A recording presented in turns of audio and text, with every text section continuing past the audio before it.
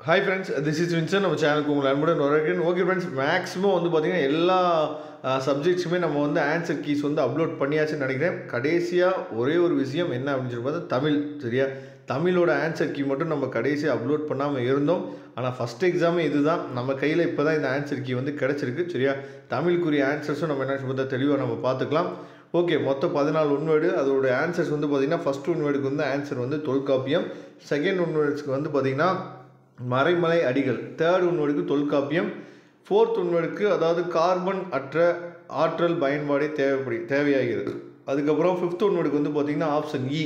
Sixth ஒன்வேர்டுக்கு வந்து பார்த்திங்கன்னா தந்தை வழி சமூக முறை, செவன்த் ஒன்வேர்டுக்கு இசைக்கருவி, எயித்துக்கு வினைப்படிவம், நைன்த்துக்கு மலை, 10க்கு வந்து பார்த்திங்கன்னா கறந்து வரல் திரை, 11க்கு மகிழ்ச்சி, 12க்கு காண்டம், 13வதுக்கு வந்து பார்த்திங்கன்னா வயதில் சிறியவர் ஆனாலும் தலைவர், 14க்கு பாடான் திணை. சரியா, இதெல்லாம் வந்து ஒன்வேர்ட்ஸ்க்குரிய ஆன்சர்ஸ் தெளிவாக பார்த்துங்க. அதுக்கப்புறம் 2 மார்க் கொஸ்டின்ஸ் வந்து பார்த்திங்க அப்படின்னா, அதாவது பிரிவு 1ல் இருக்கக்கூடிய 2 மார்க், வாடை காலத்தில் விலங்குகளும் பறவைகளும் எவ்வாறு வருந்தின அப்படிங்கிற கொஸ்டின். சரியா, அந்த கொஸ்டினுக்கு விலங்குகள் குளிர் மிகுதியால் மேய்ச்சலை மேய்ச்சலை மறந்தன அப்படின்னு சொல்லி கொடுத்தீங்க அப்படின்னா அதுக்கு 1 மார்க். இந்த மாதிரி எல்லா கொஸ்டினுக்குமே என்ன பண்ணிருக்கான்னு சொல்லி பார்த்தீங்கன்னா மார்க் வந்து ஸ்ப்ளிட் பண்ணி கொடுத்துருக்காங்க. சரியா, இடஞ்சுட்டி பொருள் விளக்குகளுக்கு வந்து பார்த்திங்கன்னா அந்த இடம் என்னன்னு சொல்லிட்டு பொருளுக்கு வந்து பார்த்திங்கன்னா 1 மார்க். இந்த மாதிரி என்ன பண்ணியிருக்காங்கன்னா சூப்பராக வந்து பிரித்து தமிழுக்கும் என்ன சூப்பராக வந்து கொடுத்துருக்காங்க. சரியா,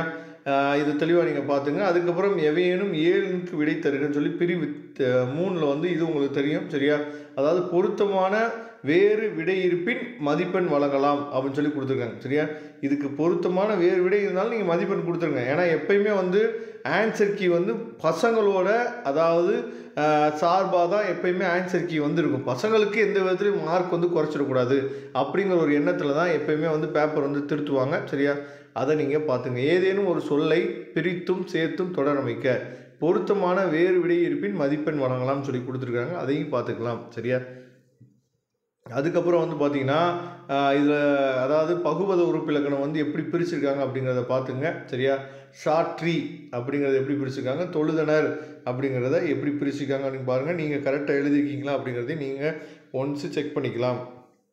நெக்ஸ்ட்டு 4 மார்க் கொஸ்டின்ஸு எவையேனும் 2க்கு விடை தருகன்னு சொல்லி 4 மார்க் கொஸ்டின்ஸ் வந்து கொடுத்துருக்காங்க. பொருத்தமான விடை எழுதியிருப்பின் முழு மதிப்பெண் வழங்கலாம்னு சொல்லி கொடுத்துருக்காங்க. நல்லா கவனிச்சுக்கணும். ஏன்னா எப்பயுமே தமிழில் சென்டம் வராதுன்னு சொல்லுவாங்க. ஏன்னா இப்போ தமிழ்லேயும் சென்டம் போட ஆரம்பிச்சிட்டாங்க, நம்ம நல்லாவே தெரியும். அதனால தான் பொருத்தமான விடை எழுதியிருந்தால் முழு மதிப்பெண் வழங்கலாம்னு சொல்லி கொடுத்துருக்காங்க. சரியா, ஏன்னா தமிழுக்கெலாம் சென்டம் கிடையாது, இங்கிலீஷ்க்கெலாம் சென்டம் கிடையாதுன்னு சொல்லிட்டு இருப்பாங்க முதல்லாம். ஆனால் இப்போல்லாம் சென்டம் வந்து தமிழுக்கும் இங்கிலீஷுக்குமே என்ன பார்த்தா சென்டம்ஸ் வந்து போடுறாங்க. அதனால தான் குறிப்பில் சரியா முழு மதிப்பெண் வழங்கலாம் அப்படின்னு சொல்லி கொடுத்துருக்கிறதுக்கு காரணமே அதுதான். சரியா, தெளிவாக நீங்கள் பார்த்துக்குங்க. அதே மாதிரி எல்லாமே என்ன பண்ணியிருக்காங்கன்னா உரைநடையாக இருக்கட்டும், செயலாக இருக்கட்டும், எல்லாத்தையுமே வந்து ஆன்சர்ஸ் கீஸில் பிரித்து உங்களுக்கு கொடுத்துருக்காங்க. இதோட பிடிஎஃப் லிங்க் நான் டிஸ்கிரிப்ஷன் பாக்ஸில் கொடுத்துருக்கேன், எடுத்து நீங்கள் யூஸ் பண்ணுங்கள். வரக்கூடிய நாட்களில் நாம் கெரியர் கைடன்ஸ் சம்மந்தமாக நிறைய வீடியோஸ் உங்களுக்கு கொடுத்துட்டே இருப்போம் ரெகுலராக. அதே மாதிரி நாளைக்கு சரியா இன்றைக்கி கேம்பில் என்ன நடந்துச்சு, நாளைக்கு கேம்பில் என்ன நடக்க போகுதுங்கிற அப்டேட் வந்து நாம் நாளைக்கு வந்து கொடுப்போம். சரியா, அதையும் ஃபாலோ பண்ணுங்கள், அதுவும் உங்களுக்கு ரொம்பவே யூஸ்ஃபுல்லாக இருக்கும். Okay, thank you. நம்ம நெக்ஸ்ட் வீடியோ பார்க்கலாம். அதுவரை உங்களிடம் விடைபெறுவது உங்கள் நண்பன் வின்சென்ட். தேங்க்யூ.